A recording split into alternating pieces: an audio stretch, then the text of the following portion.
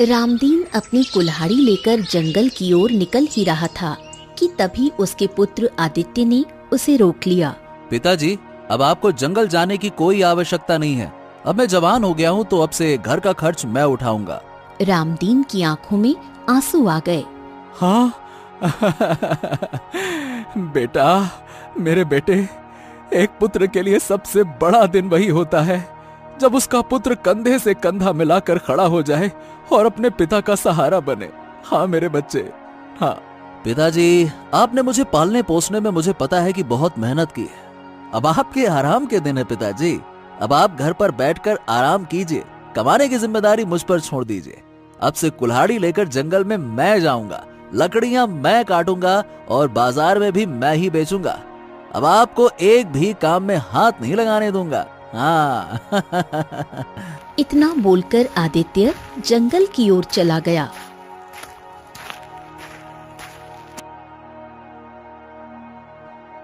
और लकड़ियां काटकर बाजार में बेचने लगा। तभी वहां गांव का मुखिया आ गया। अरे आदित्य, बाजार में तुम लकड़ियां बेच रहे हो? क्या हो गया? क्या रामदीन की तबीयत ठीक नहीं है क्या? नहीं मुखिया जी, मैंने पिताजी को जंगल में लकड़ियां काटने से मना कर दिया है। अब देखिए वो बूढ़े हो चुके हैं, इसीलिए अब से घर की जिम्मेदारी का बोझ मैं उठाऊंगा। अब मैं अपने पिताजी को एक भी कार्य में हाथ नहीं लगाने दूंगा।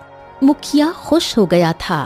अरे वाह वाह वाह वाह वाह, रामदीन वाकई में किस्मत वाला है जो तेरे जैसा पुत्र उसे मिला है। शाबाश बेटे, शाबाश। लेकिन अगर तू चाहता है कि तेरा पिता एक भी कार्य में हाथ ना लगाए तो फिर तुझे अपने विवाह की तैयारी प्रारंभ कर देनी चाहिए, समझे बेटा? ये सुनकर आदित्य मुस्कुरा दिया और मुखिया सीधे रामदीन के घर चला गया। रामदीन, आज बाजार में तुम्हारे पुत्र को लकड़ियां बेचते देखा तो मन को बड़ी शांति मिली, अच्छा लगा। मैंने तुम्हें सारी जिंदगी मेहनत करते देखा है। तुम्हारी पत्नी आदित्य को जन्म देने के बाद ही स्वर्ग सिधार गई, लेकिन तुमने दूसरा विवाह नहीं किया क्योंकि तुम्हें डर था कि कहीं सौतेली मां आदित्य को वो प्यार न दे पाए जिसका वो हकदार था। तुमने अपने खून पसीने से उसे पाल पोस कर बड़ा किया, ये मैंने साक्षात अपनी आंखों से देखा है। हाँ, आप बिल्कुल सही कह रहे हैं मुखिया जी। और मैंने ये भी देखा कि अब तुम्हारा पुत्र जिम्मेदारियों के काबिल हो गया है, इसलिए सुनो, अब उसका जल्दी से विवाह कर दो। हाँ। अरे, आपने तो मेरे मुंह की बात छीन ली मुखिया जी। अगर मेरे पुत्र के लिए कोई अच्छी वधू हो तो बताइए ना। अरे है ना, वो अपनी कमली। हाँ, वो बड़ी सुंदर है, संस्कारी है और बेचारी अनाथ भी है। तो मैं सोच रहा था कि अगर आदित्य का विवाह कमली से हो जाए तो तुम्हें एक अच्छी बहू मिल जाएगी और उसे भी एक अच्छा परिवार मिल जाएगा, तो दोनों का भला हो जाएगा। क्यों, क्या कहते हो? हाँ हाँ हाँ, बिल्कुल सही कहा मुखिया जी आपने। मैं कमली को अपनी बहू बनाने के लिए बिल्कुल तैयार हूँ।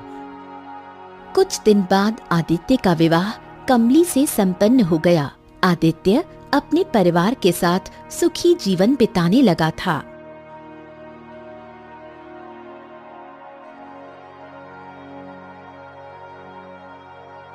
एक वर्ष बाद कमली ने एक सुंदर पुत्री को जन्म दिया।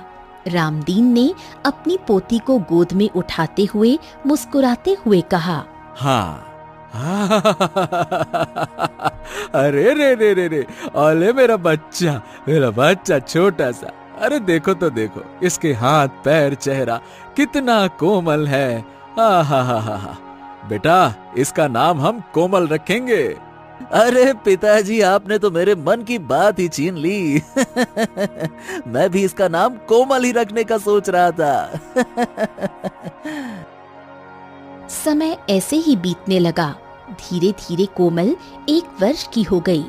एक दिन कमली ने अपने पति आदित्य से कहा, मेरा काफी समय से जंगल घूमने का बड़ा मन कर रहा है, क्यों ना आज मैं आपके साथ लकड़ियां काटने चलूं?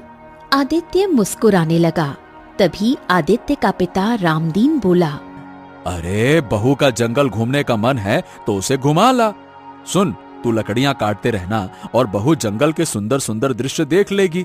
और रही बात कोमल की, तो मैं दिन भर घर पे रहता हूँ, अपनी पोती कोमल को अच्छे से संभाल लूंगा। इतना मत सोच, ले जा ले जा। आदित्य खुश हुआ और अपनी पत्नी को लेकर जंगल चला गया। रामदीन अपनी पोती कोमल को खिलाने में लग गया। शाम तक जब आदित्य अपनी पत्नी के साथ वापस नहीं आया तो रामदीन के मन में बुरे विचार आने लगे। अरे अब तक तो आदित्य आ जाता था, आया क्यों नहीं? तभी गांव का मुखिया वहां आया। उसकी आंखों में आंसू थे। वो रामदीन से बोला, अरे रामदीन, अरे रामदीन, रामदीन बहुत बुरी खबर है। रामदीन बुरी तरह घबरा गया। उसके हाथों में उसकी पोती कोमल थी। अरे क्या हो गया मुखिया जी, आप घबराए हुए क्यों हैं? अरे तुम्हारा बहू और बेटा जंगल में थे और वहाँ एक और लकड़हारा भी था। अचानक से शेर आया और तुम्हारे बहू और बेटे पर हमला कर दिया। शेर उन्हें मारकर झाड़ियों में घसीटते हुए ले गया। ये सुनकर उसके कांपते हाथों से पोती कोमल जमीन पर गिर गई। रामदीन फूट फूट कर रोने लगा। रामदीन वहीं बेहोश हो गया। मुखिया ने तुरंत कोमल को उठाया और रामदीन को संभालते हुए कहा, रामदीन, रामदीन खुद को संभालो रामदीन, होश में आओ। अब कुछ नहीं किया जा सकता रामदीन, कुछ नहीं किया जा सकता। शांत हो जाओ। लेकिन रामदीन अपने होश खो बैठा। अगली सुबह जब रामदीन की आंख खुली तो मुखिया और कुछ गांव वाले उसके पास जमा थे। मुखिया रामदीन से बोला, हमने तुम्हारे बेटे और बहू की लाशें ढूंढने की बहुत कोशिश की रामदीन, लेकिन लगता है कि शेर उन्हें जंगल के भीतर खींच ले गया है। तुम्हारे लिए एक और बुरी खबर है रामदीन। कल जब मैंने तुम्हें यह दुखद समाचार दिया था तो तुम्हारी पोती कोमल तुम्हारे हाथ से गिर गई थी। इस कारण से अब वो अंधी हो गई है। रामदीन के ऊपर मानो दुखों का पहाड़ टूट पड़ा। हाँ, मेरी पोती कोमल कहाँ है मुखिया जी? कुछ देर बाद मुखिया ने कोमल को रामदीन की गोद में दे दिया। मेरी पोती कोमल,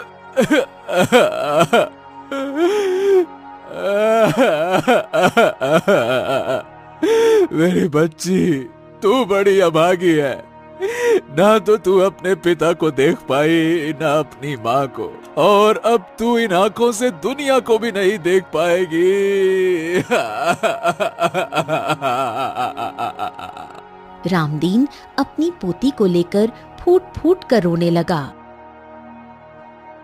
धीरे धीरे समय बीतने लगा। रामदीन फिर से जंगल में लकड़ियां काटने लगा और एक माँ बाप की तरह अपनी पोती की परवरिश करने लगा। साल दर साल बीते और कोमल 15 वर्ष की हो गई, लेकिन वो अब भी देख नहीं पाती थी। एक दिन जब रामदीन लकड़ियां काटकर घर आया तो उसने देखा कि कोमल चारपाई पर लेटी करा रही थी। वो घबरा गया और दौड़कर उसके पास पहुंचा। अरे क्या हो गया कोमल बेटा, क्या हो गया? दादाजी, सुबह से मेरे पूरे शरीर में बहुत दर्द हो रहा है। रामदीन बुरी तरह से घबरा गया। वो तुरंत गांव के वैद्य को बुला लाया। क्या बात है? मेरी पोती के शरीर में बहुत दर्द हो रहा है वैद्य जी, कुछ तो करिए। वैद्य ने कुछ जड़ी बूटियां दी। थोड़ी देर बाद कोमल कुछ ठीक हो गई। फिर वैद्य रामदीन को एकांत में ले गया और बोला, रामदीन, तुम्हारी पोती को एक विचित्र बीमारी हो गई है। देखो, मैंने जड़ी बूटी तो दे दी है, इसीलिए वो थोड़ी देर में ठीक हो जाएगी, चिंता मत करो। लेकिन जल्द ही उसे फिर से दर्द होने लगेगा। हाँ, तो वैद्य जी फिर क्या होगा? मेरी पोती को बचा लीजिए, मैं कुछ भी करने को तैयार हूँ। आप किसी भी तरह से उसे बचा लीजिए। देखो रामदीन, मुझे ये कहते हुए अच्छा तो नहीं लग रहा, लेकिन तुम्हें अंधेरे में नहीं रख सकता। तुम्हारी पोती को बहुत दुर्लभ बीमारी है जो लाखों में से किसी एक को होती है। इसका इलाज संभव नहीं है। वो मुश्किल से 2-3 वर्ष और जी पाएगी, वो भी बेहद तकलीफ में। ये सुनकर रामदीन फूट फूट कर रोने लगा। हे भगवान, नहीं नहीं नहीं नहीं, मेरे जवान बेटा और बहू तो शेर के मुंह में चले गए। मेरी पोती 1 साल की उम्र में अंधी हो गई। और जब मैंने उसके साथ जीना सीख लिया था तो पता चला कि वो भी मुश्किल से 2-3 साल ही जी पाएगी। ऐसा नहीं हो सकता, नहीं नहीं नहीं नहीं। वैद्य की आंखों में आंसू आ गए। वो चुपचाप अपने घर लौट गया। अगले दिन रामदीन अपनी पोती कोमल को सीने से लगाए आंसुओं के सैलाब में डूबा हुआ था। उसके जीवन में दुखों का कोई अंत नहीं रहा था।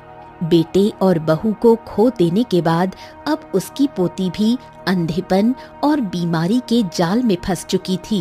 हे भगवान, हे भगवान, मेरी कोमल को इतनी बड़ी सजा काहे दे रहे हो? क्या कर दिया हमारी इस छोटी सी बिटिया ने? क्या बिगाड़ा है तुम्हारा? समय बीतता गया। रामदीन फिर से जंगल में लकड़ियां काटने लगा। कुछ दिन बाद रामदीन अपनी पोती के पास बैठा हुआ था। तभी वैद्य फिर आ पहुंचा। रामदीन, एक उपाय है, लेकिन सुनो, उपाय बड़ा कठिन है। उपाय है तो बताइए ना वैद्य जी, मैं किसी भी हद तक जाने को तैयार हूँ। आप तो बस उपाय बताइए, बताइए। सुनो, कनिष्ठ जंगल में एक सुनहरे रंग का तालाब है। वहां हर 100 साल में एक नीला पक्षी प्रकट होता है। उसकी चोंच से गिरा फल किसी भी असाध्य बीमारी को ठीक कर सकता है, लेकिन वहां तक पहुंचना बहुत कठिन है। रास्ता केवल सच्चे प्रेम और त्याग से खुलता है। हाँ, तो ठीक है, मैं अपनी कोमल के लिए किसी भी जोखिम को उठाऊंगा। मैं जाऊंगा। और हाँ रामदीन, अगर तुम सफल हुए तो कोमल की सिर्फ बीमारी ना ठीक होगी, बल्कि उसकी दृष्टि भी लौट आएगी। रामदीन ने फैसला कर लिया। अगली सुबह उसने मुखिया को बुलाया। मुखिया जी, मैं कनिष्क के जंगल जा रहा हूँ। जब तक मैं लौटता नहीं हूँ, कृपया करके मेरी कोमल को संभाल लेना। रामदीन, मैं तुम्हारी पोती को अपनी बेटी की तरह संभालूंगा, निश्चिंत होकर जाओ। सुबह की हल्की रोशनी में चलते हुए रामदीन अपनी अंतिम आशा के सहारे कनिष्क जंगल की ओर रवाना हो गया। कुछ घंटे बाद वो कनिष्क जंगल में पहुंच गया। चारों ओर बादलों से भरा भयावह वातावरण था। रामदीन ने धीरे धीरे घनी झाड़ियों को पार करते हुए आगे बढ़ना शुरू किया था। तभी अचानक उसके कानों में एक भयंकर आवाज टकराई। अरे बाप रे बाप, ये तो बड़ी ही दिल दहला देने वाली आवाज थी। ऐसा लग रहा है जैसे यहीं कहीं आसपास कोई चुड़ैल है। तभी रामदीन की नजर एक वृक्ष पर पड़ी। एक भयानक दिखने वाली औरत रामदीन को घूर रही थी। अरे भगवान, ये कौन है? क्या तुझे नहीं पता कि जो भी इस जंगल में आता है वो जीवित वापस नहीं जा पाता? अब हाँ, मुझे पता है, लेकिन मैं यहाँ सिर्फ नीले पक्षी की तलाश में आया हूँ। जब तक उसे नहीं पा लेता मैं वापस नहीं जाऊंगा। भयानक औरत रामदीन के पास आकर खड़ी हो गई। वो उसे घूरती हुई बोली, क्या तुझे पता नहीं कि मैं किसी को इससे आगे जाने नहीं देती? तुझे भी नहीं जाने दूंगी। रामदीन की आंखों से आंसू बह निकले। बड़ा ही विचित्र मानव है तू। लोग मुझे देखकर डर से कांपते हैं, लेकिन तेरी आंखों में डर नहीं, सिर्फ आंसू हैं। क्यों? अरे जिसकी सारी दुनिया लुट गई हो, अरे उसकी आंखों में डर किस बात का बचता है? बताओ, कोई डर नहीं है मुझे। रामदीन ने अपनी सारी कहानी चुड़ैल को सुना दी थी। चुड़ैल गहरी सोच में डूबते हुए बोली, तू केवल अपनी बच्ची की जान बचाने के लिए खतरों का सामना करने आया है। मैं तुझे नहीं रोकूंगी। इतना कहकर चुड़ैल वहाँ से गायब हो गई थी। रामदीन आगे बढ़ने लगा। कुछ दूर चलते ही रामदीन के कानों में एक भयंकर शेर की गर्जना गूंज उठी। हे भगवान, अब ये क्या आफत है? झाड़ियों से एक शेर उछलता हुआ रामदीन के सामने आकर खड़ा होकर उसे घूरने लगा।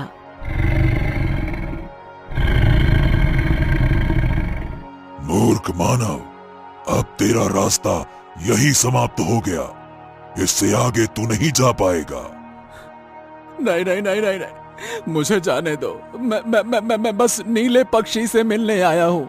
उसका फल लेकर अपनी बीमार पोती को खिलाऊंगा, फिर लौट जाऊंगा। मैं वचन देता हूँ, मुझे और कुछ नहीं करना है। जानता है मैं कौन सा शेर हूँ? नहीं। कौन? मैं वही शेर हूँ जिसने तेरे बेटे और बहू को खाया था। अब बता, क्या तू मुझे क्षमा कर सकता है? रामदीन गहरी सोच में डूब गया। उसकी आंखों में क्रोध भी था और पीड़ा भी, लेकिन कुछ ही क्षणों बाद उसकी आंखों में आंसू बहने लगे। मैंने तुम्हें क्षमा कर दिया। जाओ। आश्चर्य, मैंने तेरे जवान बेटे और बहू को खा लिया, फिर भी तूने मुझे क्षमा कर दिया। तेरी प्रवृत्ति में मांस भक्षण लिखा है, अब इसमें तेरा क्या दोष है? अब उनके भाग्य में यही लिखा था, तो तकदीर को भला कौन बदल पाया है आज तक? अचानक शेर ने अपना स्वर बदल लिया। रामदीन, हम वो शेर नहीं है, हम जंगल के रक्षक हैं। हम तो तुम्हारी परीक्षा ले रहे थे। इतना कहकर शेर गायब हो गया। रामदीन आगे बढ़ता गया। थोड़ी दूर जाकर रामदीन को एक सुनहरा तालाब नजर आया जो सूरज की किरणों से चमक रहा था। तालाब के सामने एक विशालकाय वृक्ष खड़ा था। हाँ, शायद यही वो वृक्ष है जिसके बारे में वैद्य जी ने बताया था।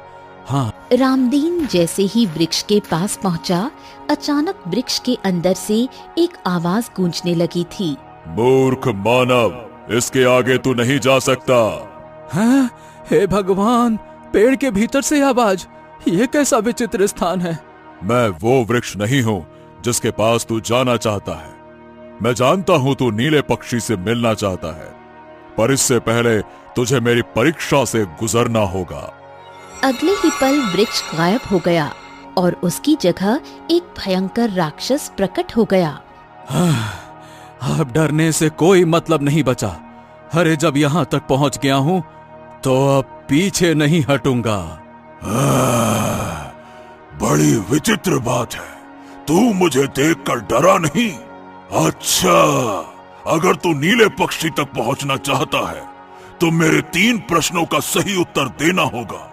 अगर एक भी गलत उत्तर हुआ तो तेरा जीवन समाप्त हो जाएगा। मुझे मंजूर है, बताओ अपने प्रश्न। तो मेरा पहला प्रश्न है, बता सबसे बड़ा बलिदान क्या है? अपने प्राण किसी प्रियजन के लिए दे देना, बिना किसी स्वार्थ के। सही कहा। दूसरा प्रश्न, सबसे कठिन यात्रा कौन सी है? वो यात्रा जो प्रेम और त्याग के रास्ते से गुजरती है, जहां हर कदम पर डर और दर्द हो, फिर भी पीछे ना हटो। सही कहा। तीसरा प्रश्न, सबसे अमूल्य वस्तु क्या है? विश्वास, सच्चा विश्वास जो अंधकार में भी आशा का दीपक जलाए रखे। राक्षस चुप हो गया। अगले ही पल रामदीन ने खुद को एक सुनहरे तालाब के किनारे पाया। हाँ, यही है वो स्थान। हाँ। कोई भी यहाँ तक आज तक कभी नहीं पहुँच पाया। राक्षस के प्रश्नों का उत्तर देना सरल नहीं था। तुम कैसे पहुँचे वयोवृद्ध? मेरे पुत्र को मारा गया, मेरी बहू भी चली गई, मेरी पोती अंधी और बीमार पड़ी है। उसी के लिए मैं चला आया अपने अंतिम दम तक।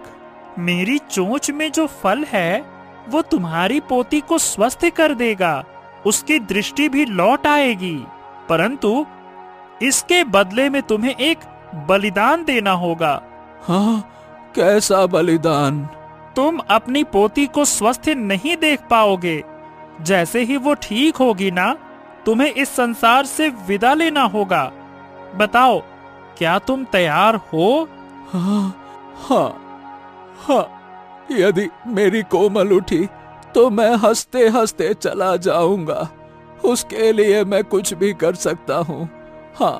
पक्षी ने अपनी चोंच खोली और वो चमकता फल रामदीन की हाथ में गिरा दिया। साथ ही एक नीला पंख भी उसके हाथ में आ गिरा। फल को अपनी पोती को खिलाना और इस पंख को उसकी स्मृति के लिए सुरक्षित रख देना, ताकि वो जान सके कि एक दादा ने कितना प्रेम किया। हाँ, धन्यवाद, धन्यवाद देवदूत, धन्यवाद। रामदीन फल और पंख को संभाले थके हुए कदमों से लौट चला। हाँ, रामदीन, अरे रामदीन, तुम तो जीवित लौट आए। हाँ मुखिया जी, बहुत बहुत धन्यवाद आपका मेरी पोती का ध्यान रखने के लिए। जब मैं ना था तब भी। हाँ।